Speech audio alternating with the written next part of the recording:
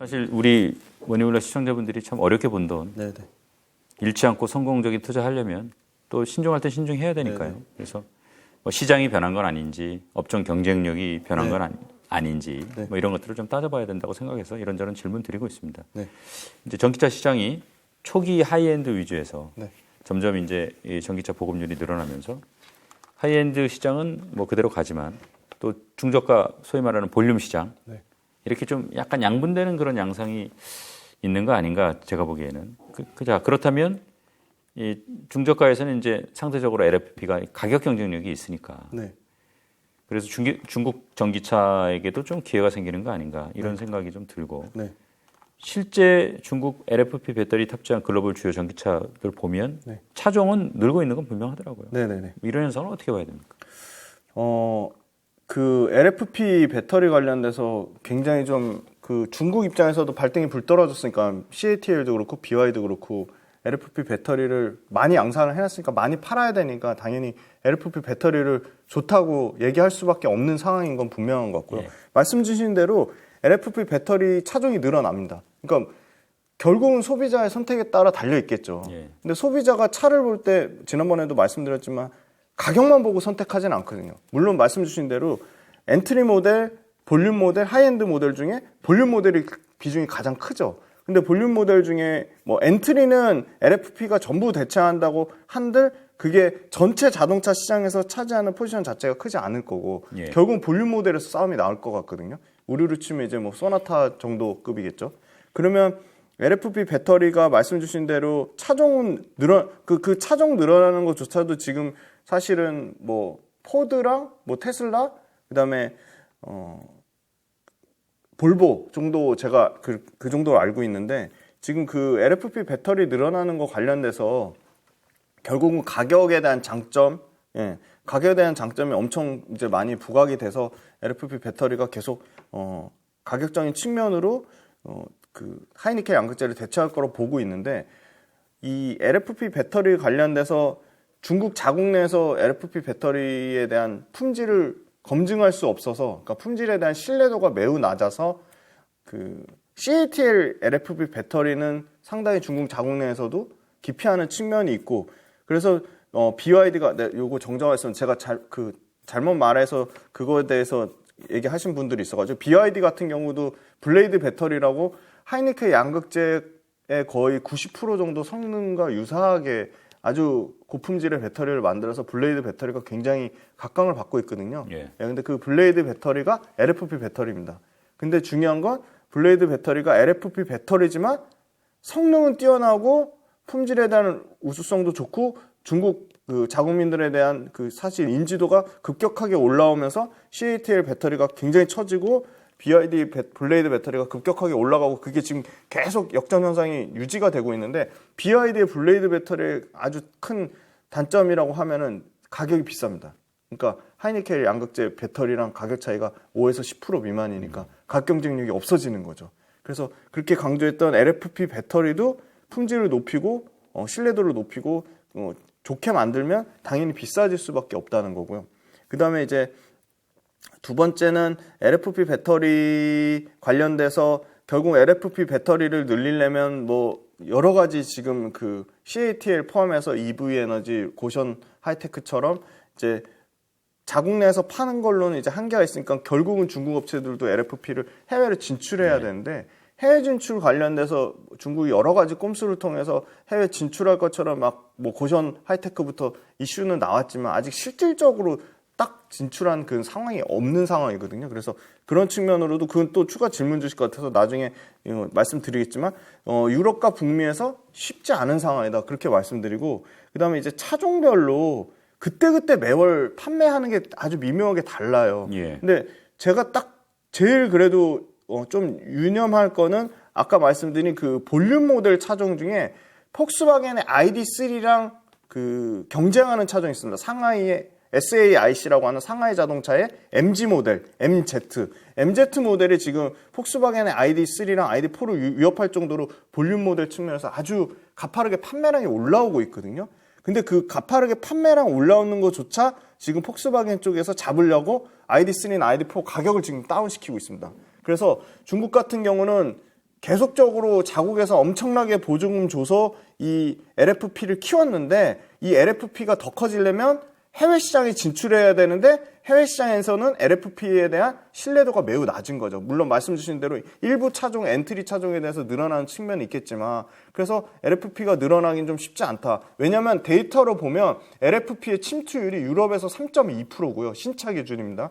8월달 데이터고요. 3.2%, 미국은 11% 정도 됩니다. 그러면 이게 급격하게 늘어나려면 여기서 50%, 뭐 80%씩 성장해야지 유럽과 북미에서 LFP의 침투율이 뭐 30%, 40% 이상 될 텐데 그러기는 좀 현실적으로 좀 쉽지 않다고 지금 보고 있습니다. 그리고 LFP 관련된 원재료가 PPA라고 정제인산인데 정제인산은 LFP 전기차 배터리만 만들 때 쓰는 게 아니고요.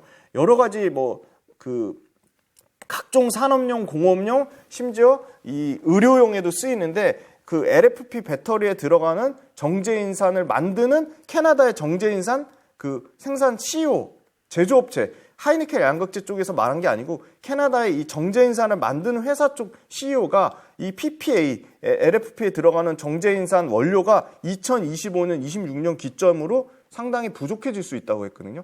그러면 LFP 입장에서도 그 정제인산의 원료가 비싸지면 당연히 LFP를 싸게 할 수가 없는 거죠. 그리고 폐배터리 리사이클링 측면도 계속 많이 말씀드리는데 LFP 같은 경우는 오히려 폐배터리 리사이클링 측면에서 리튬만 수거가 되고 나머지 그 광물을 다 버려야 되기 때문에 그 앞으로 향후 폐배터리 시장이 지금 이미 18년부터 18, 19, 20, 21 전기차를 깔아놓은 게 이제 향후 2, 3년에 폐배터리 시장이 엄청나게 커질 건데 그러면 그 측면에서도 LFP는 경쟁력을 잃을 수밖에 없다. 네, 그렇게 말씀드리겠습니다. 지금 현재 기술 수준이나 제조 여건에서 네.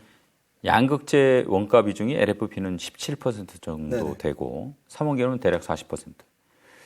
이 가격 중시하는 이제 소비자들은 그래서 LFP 탑재 모델에 좀 손이 가지 않을까 네네. 싶어서 좀 여쭤봤고요. 네네. 실제로 보면은 상반기 우리 셀 3사 비중 조금 줄었어요. 네네. 중국 배터리 회사는 글로벌 점유율은 조금 늘었고. 네네. 이거 어떻게 뭐 설명이 되나요? 네, 지금 이제 LFP 말씀드린 그 차종 관련돼서 일부 모델이 굉장히 아까 말씀드린 그 상하이 자동차 MG4가 지금 유럽에서 엄청 인기를 끌어가지고 지금 폭스바겐 ID3, ID4를 위협할 정도로 굉장히 그런 부분이 있고요.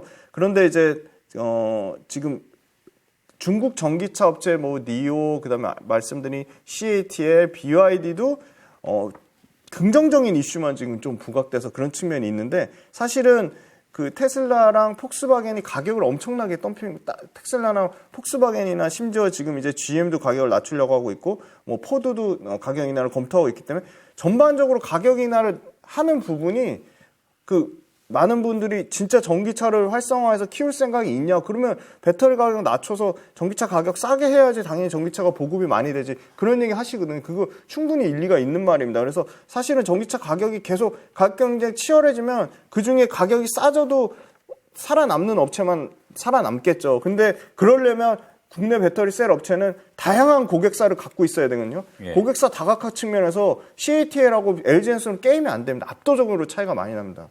그리고 BYD는 말할 것도 없고요. 그러면 CATL이나 BYD가 계속 그러면 이 엄청난 가격이나 경쟁에서 살아남을 거냐? 최근에 블룸버그에 지금 나왔는데요. 전기차 기업 니오 같은 경우는 지금 1조 1,000억 정도 순손실을 발표했고요. 2분기 실적 말씀드린 겁니다.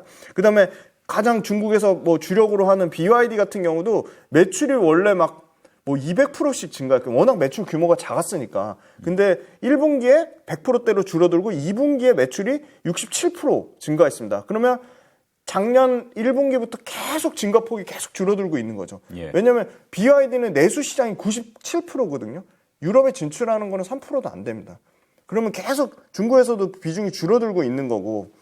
그래서 중국 이 CATL과 BYD가 적용되는 차종, 그러니까 CATL 같은 경우는 볼보 지금 XC40 리차지 여기 표에 나와 있는데 그게 4월 달엔 잘 팔렸다, 5월 달엔 안 팔렸다. 그게 또 월별 편차가 또 굉장히 심한 측면이 있고 그리고 벤츠 EQS는 지금 차가 잘 안 팔려서 가격을 엄청나게 많이 다운시킨 차거든요. 그래서 그런 측면으로 봤을 때 결국은 완성차가 어떤 차종이 배터리가 탑재되어 있고 그 완성차가 월별 데이터가 꾸준히 안정적으로 증가하느냐 저는 그게 좀 더 중요할 거라고 보고 있습니다. 예. 앞에 잠깐 언급해 주셨지만 리튬 네네. 가격 하락 좀 심상치 않아요. 네, 맞습니다. 석 달 만에 30% 넘게 네. 내렸고 또 추가로 지금 조금씩 더 조정을 받고 있는데 판가 연동제 계약 구조 생각하면은 이 실적 악화 걱정할 수밖에 없는 상황 아닙니까? 어떻습니까? 네, 당연합니다. 3분기까지 굉장히 실적 나빠질 거라고 보고 있고요. 그러면 양극재 업체들이 일단 이 상황을 모르고 있을까요? 그거는 전혀 아니라고 보고 있고요. 대비를 하고 있고요. 그다음에 첫 번째는 리튬 가격이 왜 빠졌냐? 중국 리튬 업체들이 공격적으로 리튬을 엄청나게 증설해서 공급이 늘어났는데 전기차 판매 성장률이 일시적으로 둔화된 부분이 있는 거죠. 그리고 SNE 리서치 자체를 일단 국내 배터리 업체가 그렇게 신뢰도가 높지 않다고 말씀드리고 그래서 제가 다른 데서 전망한 걸 가져왔는데요. 일단 SNE 리서치는 자, 중국의 전기차 판매율이 21년도 재작년만 해도 153%가 나왔는데 올해 상반기에 42.7%가 나온 거죠. 그러니까 중국에서 자기네들이 리튬 엄청나게 늘려놨는데 그만큼 전기차가 안 팔리니까 당연히 리튬 가격이 폭락이 나온 거고요. 전기차 시장이 당연히 커지면서 소비자의 눈높이가 다양해졌죠. 왜냐? 계속 전기차 신차는 여러 가지 종류가 다양한 익스트림에서 나오니까 당연히 커지는데 중국은 실제 정부에서 보조금 신규 전기차에는 보조금을 중단시켜 버렸어요. 그러니까 중국 입장에서는 계속 발등에 불 떨어져서 LFP를 엄청 홍보해가지고 해외로 계속 팔아야 되는데 쉽지 않은 녹록지 않은 상황이고요. 중국 전기차 업체들이 판매 가격을 높이려고 했더니 테슬라랑 폭스바겐이랑 다 가격을 낮추는 거죠 지금. GM 포함해가지고. 그러면 유럽 시장에 유일하게 지금 미국은 아예 못 들어가는 거고 유럽 시장에서 경쟁하는 차종이 테슬라랑 폭스바겐 스텔란티스인데 폭스바겐 스텔란티스 가격 낮추면 중국의 아까 말씀드린 그 상하이 고 MG4 같은 경우는 아주 예외적인 케이스입니다. 그게 뭐 다 중국에서 해외 진출한 차가 다 잘 팔린다고 하긴 좀 어려울 것 같고요. 그래서 중국 측면에서는 공급이 이제 과잉된 건 너무 잘 알겠고 결국 이제 수요 싸움인데 유럽에서 수요 싸움, 북미에서 수요 싸움, 중국에서 살아남겠냐 그거에 대한 거는 저는 퀘스천 마크로 보고 있고요. 그다음에 리튬 관련돼서 가장 조금 그래도 해외 글로벌 업체 중에 이제 칠레 구리위원회라는 데가 있습니다. 2035년까지 리튬 수요가 연간 380만 톤. 그러면 원래 예상치는 240만 톤이에요. 그러면 최소한 140만 톤이 초과 수요가 발생하는 겁니다. 그럼 당연히 리튬 가격 인상이 되겠죠. 그래서 칠레 구리위원회가 이런 밝힌 부분이 있고요. 그 다음에 미국 CNBC의 그 피치 솔루션 연구기관 BMI라는 데가 있습니다. BMI는 이렇게 밝혔습니다. 24년, 25년 일시적으로 리튬 공급이 초과할 가능성은 있다. 하지만 2025년부터 리튬의 수요는 연평균 21%씩 증가하는데 공급은 6%에 늘어나서 예상 수요의 3분의 1도 충족할 수 없다고 밝혔습니다. 왜? 중국 정부가 전년 대비 올해만 판매량이 35% 늘어나고요. 그 다음에 S&P 글로벌 커머디티 이쪽에서도 밝힌 게 전기차 판매량이 올해는 한 1,400만 대 정도 팔릴 거라고 해요. 그러면 여기서 중국의 비중이 65%라고 합니다. 그럼 2030년까지 중국만 3,000만 대 넘게 팔릴 건데 그럼 이때 필요한 리튬 수요가 작년 기준으로는 55만 톤밖에 안 된 거예요. 그러면 2030년까지 3천만 대를 중국에서 전기차를 팔려면 리튬 수요가 300만 톤이 넘어야 되는 거죠. 이건 중국만 얘기한 겁니다. 북미하고 유럽을 뺀 겁니다. 그러면 6배 이상 성장을 해야 되는데 수요만. 그러면 상당히 리튬이 부족할 거라고 보는 거고요. 그다음에 코린 블렌차드 도이체방크 연구이사가 따르면 2년 동안 일시적으로 리튬이 공급 과잉이 있을 수는 있다. 근데 26년부터 2030년 말까지 76만 8천 톤 이상 급격하게 공급이 부족할 거다. 그렇게 얘기를 했고요. 그다음에 리스타드 에너지 부사장, 이것도 에너지 컨설팅 관련돼서 수잔저우 부사장이 23년과 24년 내년까지는 리튬 공급량이 40% 이상 증가해 일시적으로 리튬 과잉을 기록할 수 있지만 28년부터 공급이 급격하게 부족해질 거다. 왜냐하면 미국과 유럽 지역에서 리튬을 채굴하거나 처리 능력이 배터리의 수요를 못 따라간다. 이렇게 밝혔고요. 마지막으로 알람 페데르센 컨설팅 회사, 그러니까 우드 베킨지 연구이사도 지금 전체 리튬 시장 현재로서는 23년 일시적인 공급 과잉을 겪을 수 있지만 신규 리튬 프로젝트가 시운전이 지연되거나 일부 자산 허가 지연, 그래서 이런 부분이 공급 부족을 초과할 것이다. 그렇게 밝혔거든요. 그래서 그 리튬 광산을 최초 발견한 것부터 채굴해서 상업 생산하는 거지 최소 10년 이상 너무 오래 걸리기 때문에 기존 리튬 업체들로 수혜가 집중될 수밖에 없고 기존 리튬 업체 수혜가 집중되면 당연히 포스코홀딩스가 최대로 수혜받는 거고 그래서 철저하게 수요와 공급인데 수요와 공급이 2028년도부터 공급이 초과 상태라고 나온다고 얘기하는 데는 아까 말씀드린 국내 그 조사기관 S&E 리서치밖에 없다. 좀 그렇게 말씀드리겠습니다. 어쨌든 이게 그 리튬 가격 하락 기간이 조금이라도 길어지면 네네.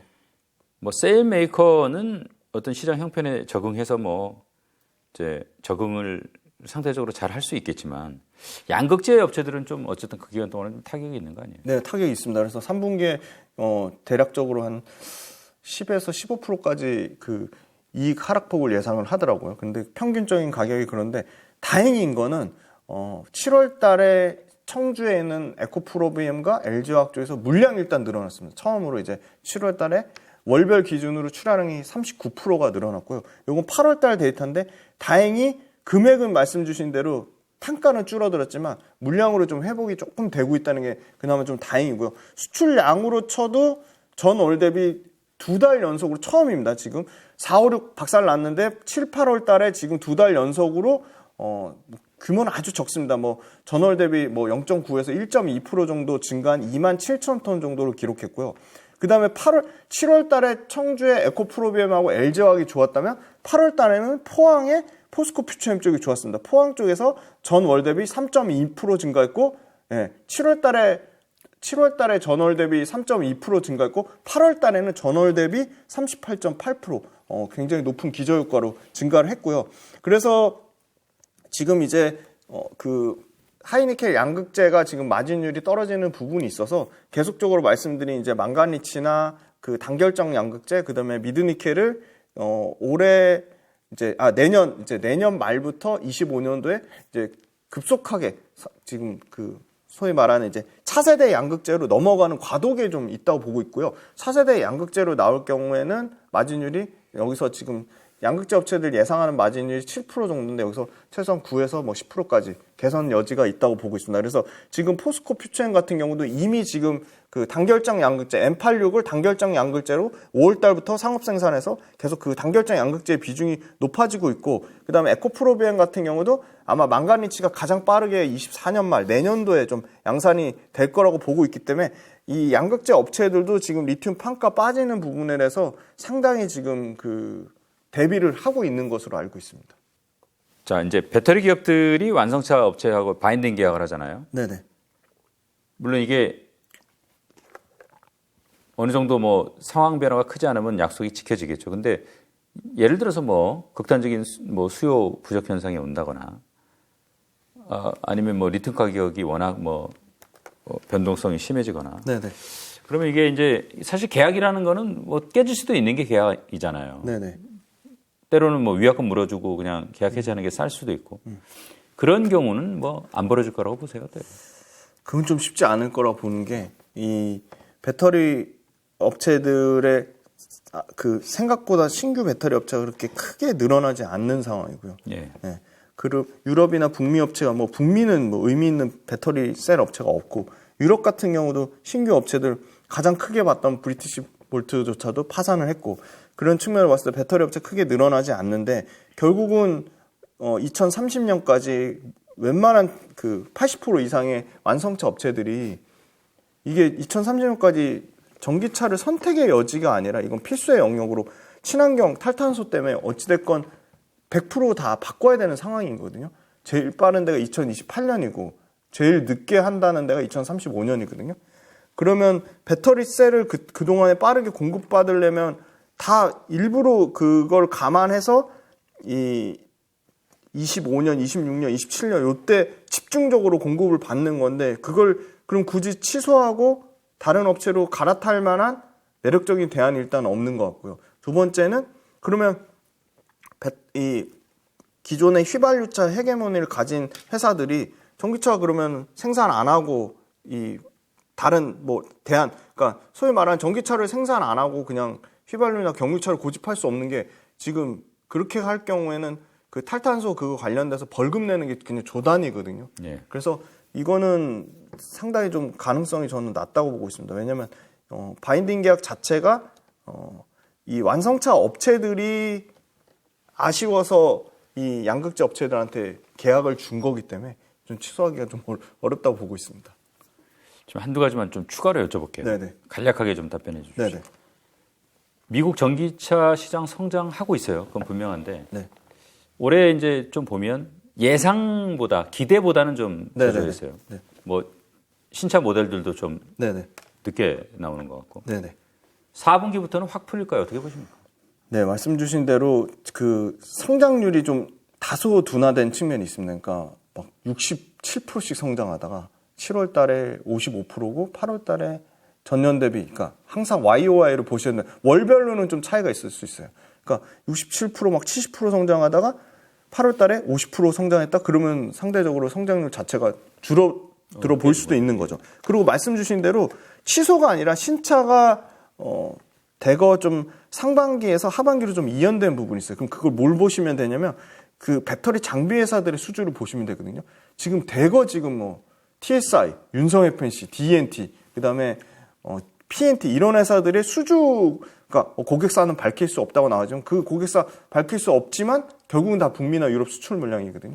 그러면 장비 업체들의 드디어 신규 발주가 나온다고 봤을 때 결국은 하반기에는 상반기보다는 훨씬 신차들의 밀린 사이클이 장비 업체들이 선발주 들어, 장비라는 거는 최소한 12개월에서 최대 20개월이니까 24년도 거, 그 다음에 24년도, 25년도 거, 그 다음에 23년도 말 거가 지금 미리 세팅돼서 들어가는 거거든요. 그런 측면으로 봤을 때는 성장률은 둔화될 수 있지만 그거는 저는 급격하게 좀 다시 좀 회복이 될 거라고 보는 게 상반기에 뭐 나오려고 했다가 뭐 안 나왔던 신차들이 지금 대거 지금 하반기에 나오고 있거든요. 신차 관련돼서. 그래서 저는 그건 좀 일시적인 우려라고 보고 있습니다. 또 하나 궁금한 게 이제 전기차 시장에 이어서 네. 에너지 저장 장치 ESS 시장이 상당히 이제 커지는 것 같아요. 네네네. 아무래도 친환경적인 그 기조도 네. 있고 해서 이 ESS 시장에서 우리 배터리 3사의 경쟁력 어떻게 보세요? 굉장히 중요한 질문 해주셨는데 엄청 큰 시장이에요. 그러니까 2030년 기준으로 그러니까 배터리가 850조 시장 잡으면 한 40% 가까이 되거든요. 300조 시장입니다. 그리고 시선이 지금 자동차에만 쏠려 있는데 네. 이 엄청 큰 시장인데 원래 잘했어요. 삼성 SDI도 잘하고 LG 엔솔도 잘했는데 CATL하고 BYD에 뺏긴 거죠. 근데 지금 말씀 주신 대로 LFP 말고 하이니케 양극재 자동차 쪽으로 너무 주력을 하다 보니까 사실 2021년 기준으로 2위였거든요. 2021년 기준으로 LG 엔솔하고 굉장히 잘했습니다. 지금 삼성 SDI가 요표 띄워주실 건데요. CATL이 ESS 에너지 저장 장치 기준으로 한 17, 그다음에 LG 엔솔이 8, SDI가 8, BYD가 5였는데 CATL 같은 경우는 역시나 다 지금 전기차도 키우고 ESS 에너지 저장 장치도 엄청 키워서 53까지 올라갔고 22년도 기준으로. LG 엔솔은 소폭 늘었는데 9, BYD가 급격하게 올라왔거든요. 그래서 LFP 배터리를 인프라가 사실 우리나라가 하이니케 양극재에 주력하다 보니까 LFP 배터리 인프라가 부족해서 그랬는데 LFP 기술력이 뭐 엄청나게 딸려서 그런 건 전혀 아니고요. 지금 LG 엔솔이 이제 발빠르게 지금 애리조나에 4조 정도 7조 2천억 투자한 거 중에 절반 넘게 4조를 그 ESS 에너지 저장 장치에 집중해서 지금 LFP ESS 에너지 저장 장치를 투자를 했고 그게 아마 25년 말이나 26년도에 상용화될 거라고 보고 있고요. 삼성 SDI는 이미 LFP 늦어서 LFP의 약간 업그레이드 버전이 있죠. 그러니까 망간을 추가한 그 에너지 저장 장치를 만들어서 그것도 삼성 SDI가 2025년도까지 앞세우겠다고 했거든요. 그래서 지금 삼성 SDI 같은 경우는 LMFP라고 이제 그 LFP 같은 경우는 이미 늦었기 때문에 지금 그 단위 셀당 용량, 에너지 용량을 훨씬 더 키우게 만드는 LMFP랑 NMX를 삼성 SDI 쪽에서 집중적으로 좀 개발해서 25년도에 양산하겠다고 밝혔고요. SK온 같은 경우도 지금 LFP 관련된 에너지 저장 장치용으로 시제품 나온 게 있습니다. 그래서 지금 그거 관련돼서 그 용접하는 스태킹 구조, 전극 공정을 개조하고 그다음에 기존의 파우치나 하이니켈 NCM을 고집한 거를 지금 ESS 쪽으로 LFP를 SK온, 삼성 SDI, LG 엔솔 모두 지금 개발하고 있는데 그 양산 시기는 한 1년 한 4, 5개월 정도 남았다. 좀 그렇게 말씀드리겠습니다. 미국 대선 보면은 트럼프 리턴 매치가 좀 될 가능성이 커 보이는데 바이든 전기차 정책 뒤엎겠다고 이제 공언을 했고 그러면 이게 미국 전기차 시장이 위축될 수도 있고 또 IRA 혜택 받기 위해서 우리 기업들이 사실 투자 많이 하고 있는데 그것도 좀 불안한 상황이고 이런 걱정되는 상황에 대해서는 좀 어떤 생각을 갖고 계세요? 바이든이 전기차를 때리기보다는 중국을 트럼프는 전기차를 때린다기보다는 중국을 견제하는 목적이 더 큰 것 같고요. 바이든보다 훨씬 더 중국을 먼저 견제하는 측면이 바이든보다 먼저 중국을 원래 더 강력하게 비판하고 중국을 더 배제하려고 하는 측면이 있기 때문에 아마 이 IRA가 쉽게 완전히 뒤바뀌기는 어려울 것 같고 IRA 관련돼서 물론 국내 업체가 혜택을 받는 거에 대해서 일부 조정이 나올 수도 있겠지만 만약에 그렇게 된다고 하더라도 전체적인 일단 그 전기차 시장이 커지는 거는 제일 중요한 거는 어찌됐건 이 전기차 업체들의 선택이 아니라 환경적인 이슈에서 글로벌 측면으로 가는 부분을 절대 무시하면 안 될 것 같고 그 트럼프 같은 경우도 강력하게 지금 중국을 배제하려는 측면이 있기 때문에 이 IRA 관련돼서 일부 그 국내 업체들이 그 수혜 받는 부분을 일부 손볼 수는 있다고 치더라도 전체적인 이 그 틀을 바꾸기는 어렵다고 보겠습니다. IRA 법안 자체가 원래 중국을 배제하려고 만든 법안이기 때문에 그 부분 관련돼서는 조금 확대 해석한 측면이라고 보고 있습니다.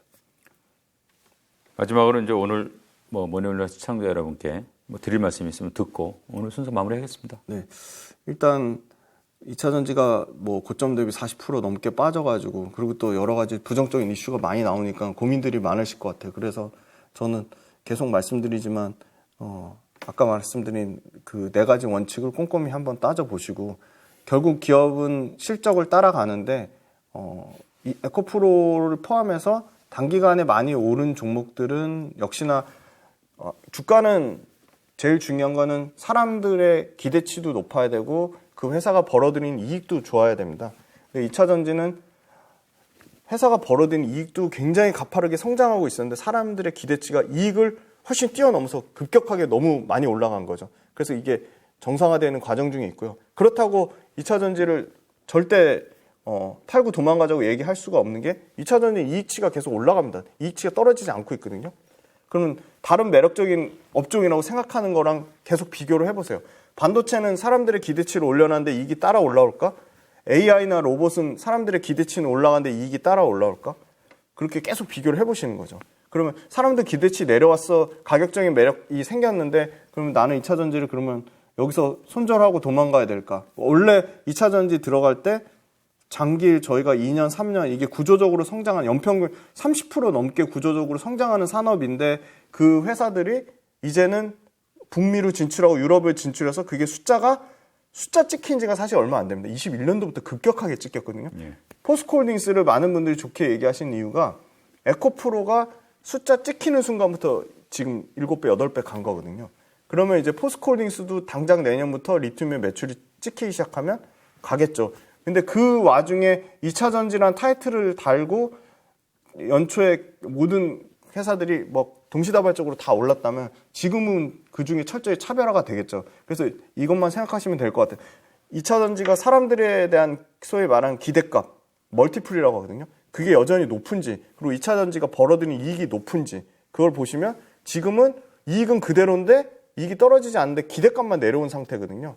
그래서 그거를 다른 업종들, 반도체라든지 AI라든지 로봇이라든지 계속 비교해봐서 그냥 기대값만 올려놓은 회사들은 장기적으로 투자하기가 상당히 나쁜 거고요. 예. 기대값 올라온 만큼 이익이 따라 올라와줘야 된다. 그런 측면에서는 2차 전지가 앞으로도 계속 구조적으로 성장하는 산업임에 분명하고요.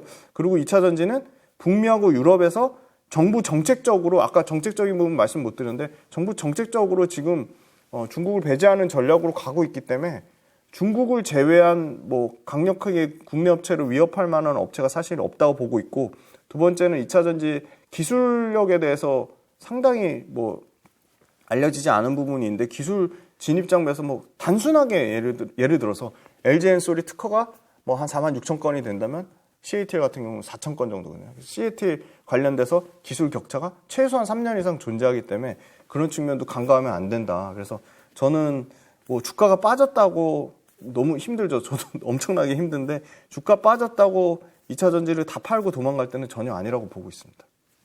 말씀 잘 들었습니다. 네. 명절 잘 세시고요. 네, 고맙습니다. 감사합니다.